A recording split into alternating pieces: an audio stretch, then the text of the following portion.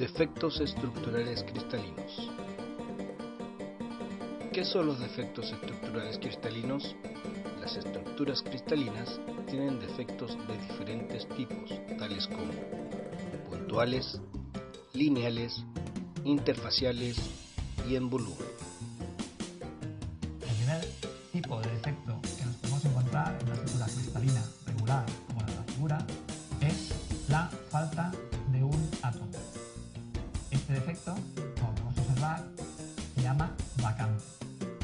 Es un defecto muy importante porque va a influir mucho en las propiedades del material, tanto a nivel de tratamiento térmico como de otro tipo de propiedades, mecánicas, físicas. Otro tipo de defecto muy habitual a nivel puntual son la ocupación de los huecos dejados por la estructura cristalina entre los átomos, que se llaman intersticios, por átomos del mismo material, caso de átomo autointersticial, o átomos de otro material, que sería un átomo intersticial de un elemento de aleación o de una impureza. Esto se llaman defectos intersticiales. En esta imagen podemos ver un símil mediante el símil de burbujas, cómo efectivamente en una ordenación regular de átomos se puede producir un defecto, una falta de un átomo, es decir, una vacante. El número de vacantes en un material cristalino es una función de la temperatura. Esta función es o sigue, como la mayoría de los procesos activados térmicamente, una ecuación de tipo Arrhenius. Una ecuación de tipo Arrhenius normalmente tiene la siguiente expresión, en la cual, para este caso en particular, tenemos que el número de vacantes por unidad de volumen es igual al número de átomos por unidad de volumen del material por E elevado a menos la energía de activación del proceso de fabricación de vacantes o de producción de vacantes dividido la constante de Boltzmann y dividido la temperatura absoluta. Esta ecuación, repito, nos dice que la cantidad de vacantes en un material aumenta con la temperatura. El siguiente tipo de defecto que nos podemos encontrar en la estructura cristalina son los defectos lineales. Los defectos lineales más importantes son las llamadas dislocaciones. Las dislocaciones es un tipo de defecto que también va a influir mucho en las características o en el comportamiento del material. En particular, va a influir grandemente en la explicación o en la formación de la deformación plástica en los materiales metálicos. Las dislocaciones, en general, pueden ser de dos tipos. Dislocación de cuña, también llamada de arista, línea o borde, o dislocación helicoidal. La dislocación en cuña simplemente se trata de la falta de una línea de átomos. También se puede considerar que hemos introducido un semiplano de átomos en una estructura cristalina regular. Mientras que la dislocación helicoidal se trata de la cizalladura de un cristal, en la cual tenemos en esta situación la línea de dislocación. Las dislocaciones no son ni de un tipo ni de otro, sino que tienen un carácter mixto.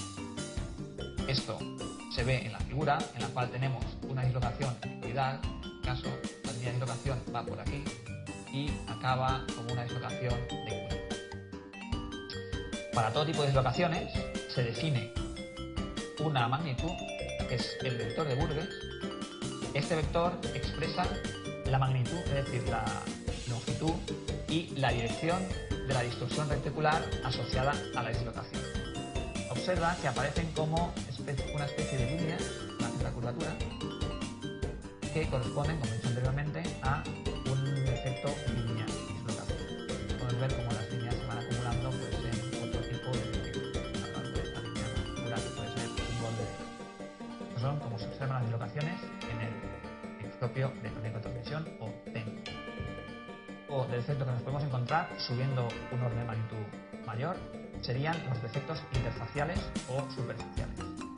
Los defectos interfaciales normalmente separan regiones del material que tienen diferente estructura cristalina y o orientación cristalográfica. Esto se ve claramente en el diseño, en el cual vemos como un cristal con una ordenación determinada, cuando se encuentra con otro cristal con una orientación distinta, aunque sean del mismo material, como no coincide, se produce una zona en la cual tenemos un desordenamiento o una zona de desorden de átomos. Esta zona, en particular, el tipo de defecto, este tipo de defecto se llama borde de grano. Es decir, es la zona en la cual tenemos unos átomos desordenados en la conjunción de dos granos con orientación cristalográfica distinta. O de defectos que nos podemos encontrar subiendo un orden de magnitud mayor serían los defectos interfaciales o superficiales. Los defectos interfaciales normalmente separan regiones del material que tienen diferente estructura cristalina y o orientación cristalográfica. Esto se ve claramente en el diseño, en el cual vemos como un cristal con una ordenación determinada, cuando se encuentra con otro cristal con una orientación distinta, aunque sean del mismo material, como no coincide, se produce una zona en la cual tenemos un desordenamiento o una zona de desorden de átomos. Esta zona, en particular, este tipo de defectos, se puede llamar como defecto, este tipo de defecto se llama borde de grano. Es decir, es la zona en la cual tenemos unos átomos desordenados en la conjunción de dos granos con orientación cristalográfica distinta. Por último, aumentando un orden más de magnitud, tendremos los defectos de volumen. En este caso, generalmente son defectos de fabricación y pueden ser debidos a la formación de poros o a la aparición de grietas o incluso a la formación de inclusiones, que son, como en este caso, impurezas dentro del material. Como conclusión, podemos decir que las estructuras cristalinas en metales y aleaciones no son perfectas. En efecto, estas estructuras pueden tener defectos de tipo puntual, como vacantes, átomos intersticiales, de tipo lineal, como las dislocaciones, de tipo interfacial o superficial, como el borde de grano principalmente, y de tipo volúmico, como poros, grietas o inclusiones.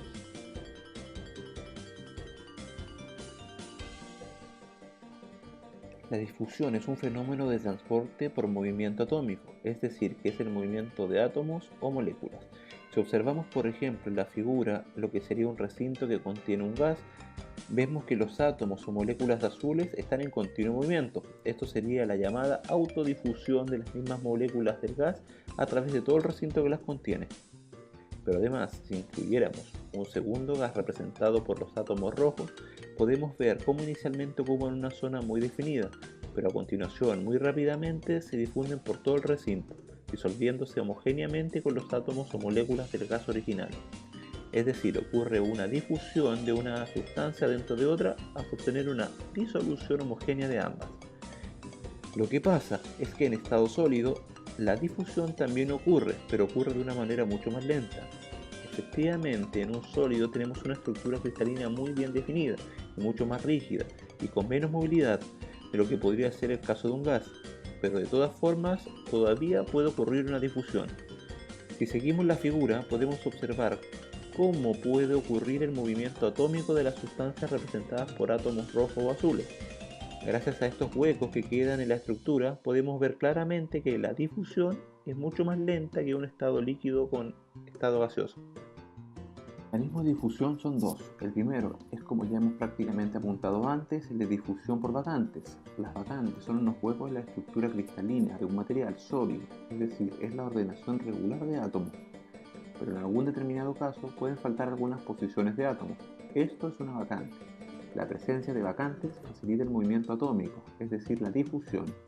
Puedes ver aquí cómo esa vacante puede ser ocupada por un átomo vecino. La nueva vacante generada será ocupada por otro átomo y así sucesivamente. Finalmente obtendremos un movimiento relativo en la posición de vacantes de esa posición a esta, o viceversa, del átomo que había aquí, pues relativamente se había removido hasta la posición original del vacante. El segundo tipo de difusión es la difusión intersticial. En este caso tenemos un átomo en una sustancia distinta que ocupa un intersticio, es decir, un hueco dejado por la estructura cristalina, no dejado por la falta de un átomo de un material, sino por un hueco dejado por las centrales cristalinas. Esta deja huecos debido a que si consideramos átomos como esferas rígidas son intersticios y pueden ser ocupados por elementos más pequeños. En este caso, ese átomo ocupa una posición intersticial. Si bien activado por la temperatura, también se puede difundir, es decir, puede moverse a través de la estructura en el material. Lo podemos ver en la imagen. A cabo de un cierto tiempo podemos observar cómo el átomo ha difundido desde la posición original hasta la posición final.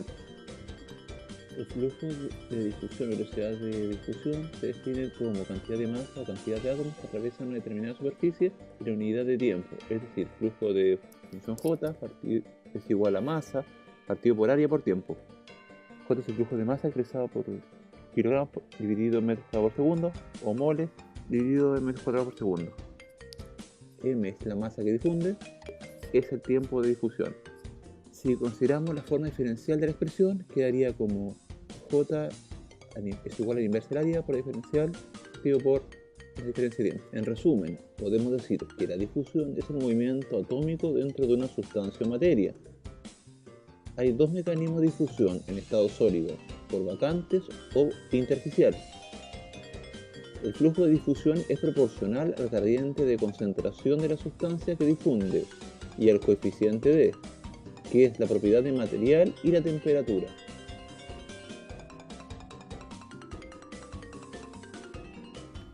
Estructura cristalina. Se describe la forma en que se organizan los átomos de un material. La estructura cristalina es la forma sólida de cómo se ordenan y empaquetan los átomos, moléculas o iones. Estas son empaquetados de manera ordenada y con patrones de repetición que se extienden en las 3 dimensiones del espacio. En los metales, tan solo posibles 3 de las 14 posibles estructuras cristalinas descritas por Bravais. Cúbica centradas en las caras, cúbica centrada en el cuerpo y hexagonal compacta. Cúbica centrado en el cuerpo. Los átomos ocupan vértices y en el centro del cubo, siendo tangentes a lo largo de los diágonos del cubo. Los números de átomos son 2, 1 en el centro y 8 cuartos alrededor. Para entender esta relación, observaremos esta diagonal que L mayúscula es 4 veces el radio de la arista A y la diagonal L minúscula. También podemos decir que L minúscula es igual que L mayúscula al cuadrado, igual a L minúscula al cuadrado más A al cuadrado, y a su vez utilizando Pitágoras en la cara superior del cubo con la L minúscula y las dos aristas del triángulo equilátero que se observa, podemos decir que L minúscula al cuadrado es igual a al cuadrado más al cuadrado. Utilizando estas dos expresiones llegamos que L al cuadrado va a ser igual a 3A al cuadrado. Si estuvimos la diagonal L por 4R, llegamos a la expresión 4R elevado a 2, que va a ser igual a 3A al cuadrado. Despejando R, tenemos una expresión que relaciona el radio con la arista, donde R va a ser igual a raíz cuadrada de 3A partido por 4. Cúbica centrada en las caras. Los átomos ocupan los vértices y el centro de las caras de un cubo, siendo tangentes a lo largo de las diagonales de las caras. Los números de átomos en este caso son 4. El número de coordinación son 12.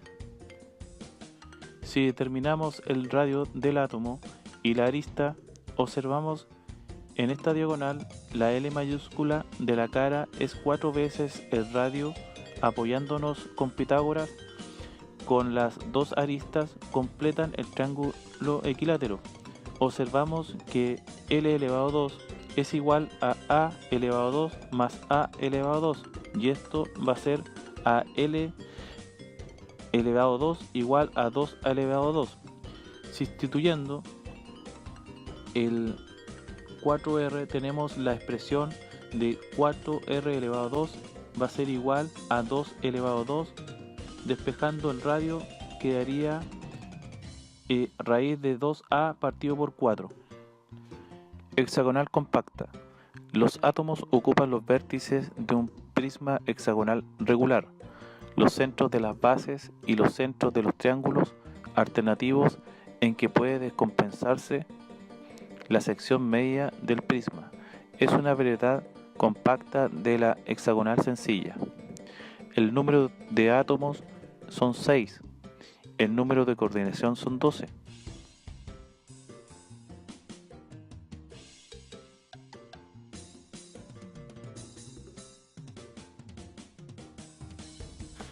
Porción más simple de la estructura cristalina que al repetirse mediante traslación forma todo el cristal.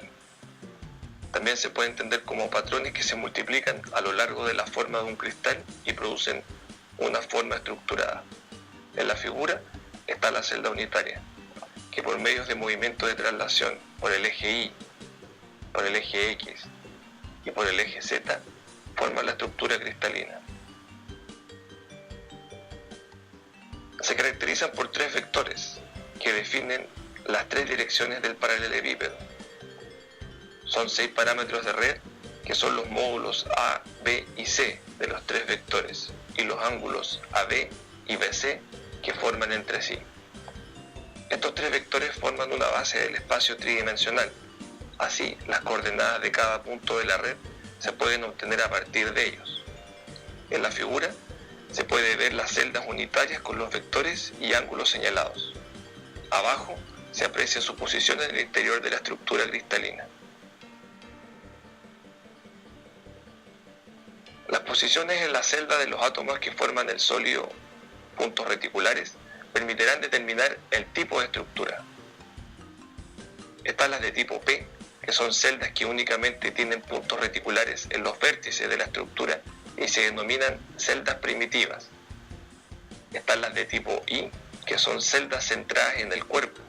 Tienen los puntos reticulares en los vértices de la estructura y otro punto reticular en el interior de la celda unitaria, a la misma distancia de todos los vértices.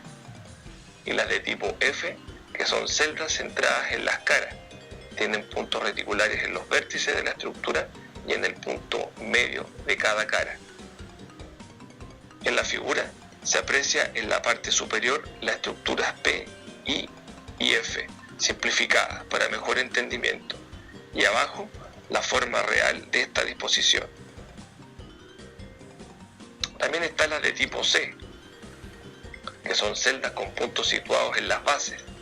Estas se denominan A, B y C, según sean las caras que tienen los 2 puntos reticulares. Existen 14 posibles celdas cristalinas. Existen 7 combinaciones diferentes en las cuales están agrupadas.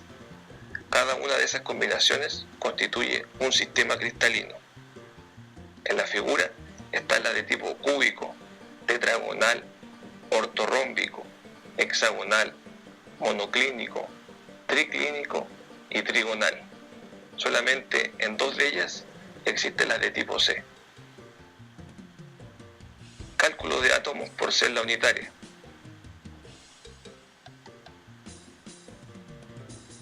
La celda cúbica simple. Comparten 1/8 de átomo con otras estructuras. Un ejemplo de ella son el sodio y el polonio. 8 átomos en cada vértice por 1/8 que se comparte. Un átomo por celda unitaria. Están las celdas cúbicas centradas en el cuerpo. Se repite lo de la cúbica simple, pero agregamos un átomo central. Por lo tanto, son 8 átomos por vértice por 1/8 átomo compartido, más un átomo central, lo que da un total de 2 átomos por celda unitaria. Finalmente está la celda cúbica centrada en las caras. La variante es que hay medio átomo en las 6 caras del cubo, lo que entrega como resultado 4 átomos por celda.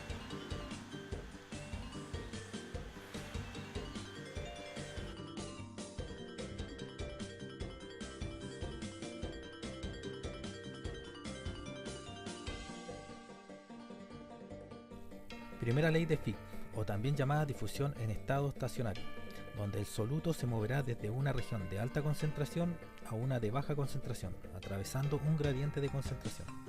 El flujo de difusión no cambia con el tiempo y también es proporcional al gradiente de concentración. Esta ley se representa con la siguiente ecuación.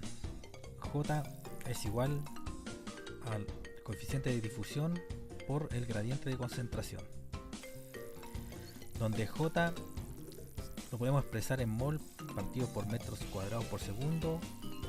El coeficiente de difusión se puede expresar en metros cuadrados partido por segundo por el gradiente de concentración, donde el gradiente de concentración va a ser a la concentración final menos la concentración inicial partido por la distancia final menos la distancia inicial.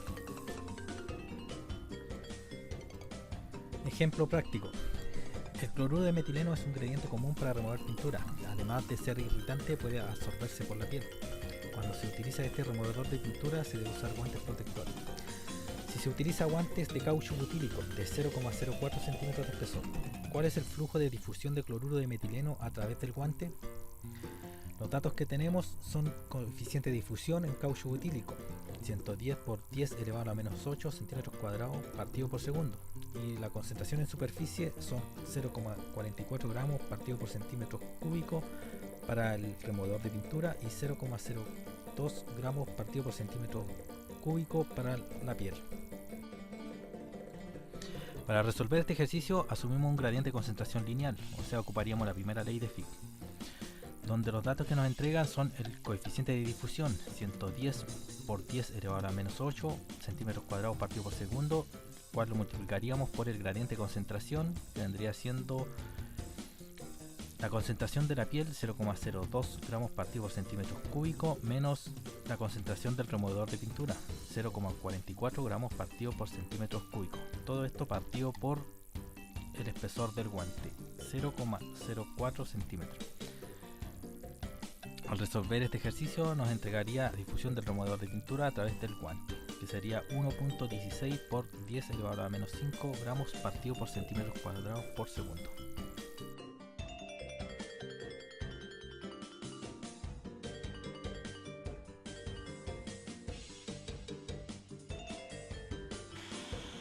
Segunda ley de Fick. La mayoría de las situaciones prácticas de difusión en la industria ocurren en estado no estacionario. El flujo de difusión y la gradiente de concentración varían con el tiempo, generando acumulación y agotamiento de las sustancias difusivas. Es necesario analizar cómo estudiar el flujo de difusión en función del tiempo. En la figura número 1 se intenta explicar la aplicación de la segunda ley de Fick, en donde el color rojo del gas carbono, cuyas partículas se están difundiendo en todo su perímetro sin penetrar el suelo, el cual está demarcado con rayas a una distancia x. El gráfico de la derecha está de acuerdo a la función tiempo y distancia. En las gráficas posteriores se puede apreciar que a medida que la variable tiempo aumenta, la difusión del carbono penetra al suelo abarcando cada vez más distancia. Por tanto, aplicando las condiciones límites, la solución de la ecuación diferencial resulta la siguiente ecuación.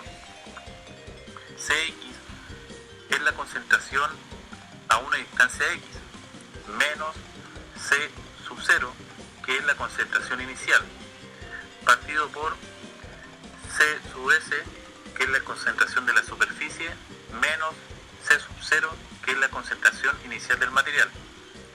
Va a ser igual a 1 menos el coeficiente de error por la distancia en la cual se va a medir la difusión, donde x partido por 2 raíz cuadrada por el tiempo de difusión.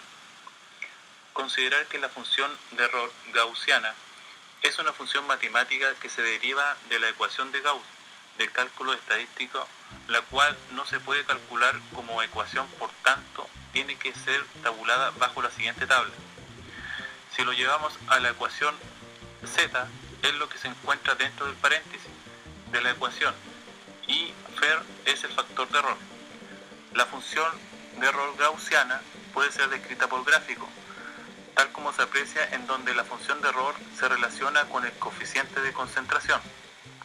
Por tanto, podemos concluir lo siguiente, que la difusión en estado no estacionario se estudia mediante la segunda ley de Fick, que es una ecuación diferencial. Se puede hallar soluciones a casos sencillos de interés en la ingeniería. La solución de la difusión de una sustancia gaseosa en un sólido es sencilla.